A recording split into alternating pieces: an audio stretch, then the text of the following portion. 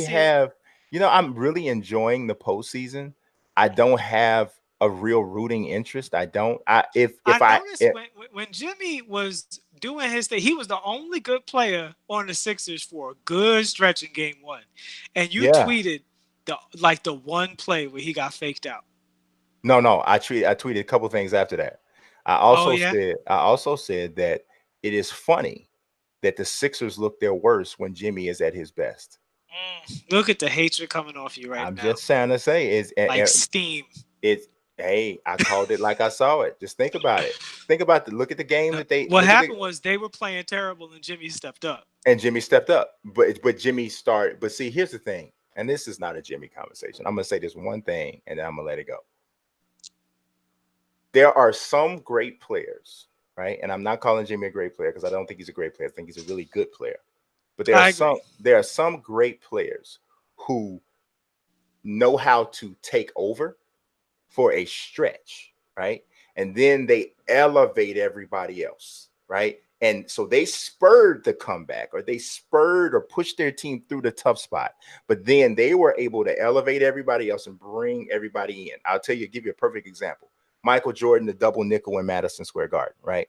Bulls were playing terrible in that game for a stretch. Mike had to go off and do what he did. But at one point in the game, when the Knicks started to really clamp down, and he might have had like 48 or 49 at that point, he started making plays, getting other guys involved. The biggest bucket of the game is Mike dishing off to Bill Winnington for a dunk under the basket after he drew all of the attention. When Jimmy takes over, it's screw everybody else. I got it. And it makes him look great. But if you look at the games that he does that, they generally don't win. They generally don't win because he's doing it by himself. And that very much matches what we've seen of his personality. He is a go off on my own individual kind of guy. It's one of the biggest reasons why I don't think he'll ever be one of the best players on a championship team. That is quite the story you painted there. I Well, just think Brett it's what it Brown, their is. coach, said Jimmy was the only adult in the room. Well, what And else is he did Brent that. gonna say? He's gonna say, "I don't He can like say a that." lot of other things. Yeah. But see, I think sometimes I think a good coach protects their embattled star. You know, if I'm a His coach, stars ain't in if battle; they spoiled. if oh well, one of them's fat and the other one's rebellious. So they both probably rebellious. But the thing about I know that if I'm Brant Brown or I'm Jimmy's coach, I know everybody's always talking about Jimmy's attitude and he's this, he's that. Even if I think that when I'm in the media, I'm not ever going to say that. I'm going to say the exact opposite He because I didn't have want to. to. So you think he was lying?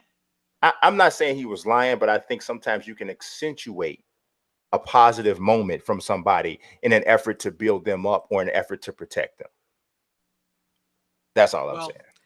it looked like that he was telling the truth there, specifically because one of the things that happened with that team was when they went into the second half of Game 2, and Jimmy said that the coach came in and was yelling at them. He said, "I love that."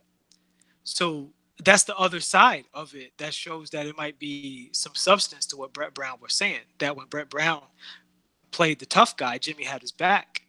Well, yeah, I mean, Jimmy likes that. Jimmy likes And that I'm type sure of. there was other players in the locker room that was pouting. They probably were. They probably were. Maybe they were. I mean, I'm not saying that the other players are right in Philly. So you're Clearly, saying clearly Jimmy's they right. clearly no. I'm not saying that either. I don't know what Jimmy said. I know what Brent Brown said that Jimmy said, but I'm saying that you can tell from looking at the leadership that the 76ers have in terms of their better players. There's a lot of maturity that still needs to take place Absolutely With Ben 100%. Simmons and Joel Embiid. They're not going to win until those two guys mature.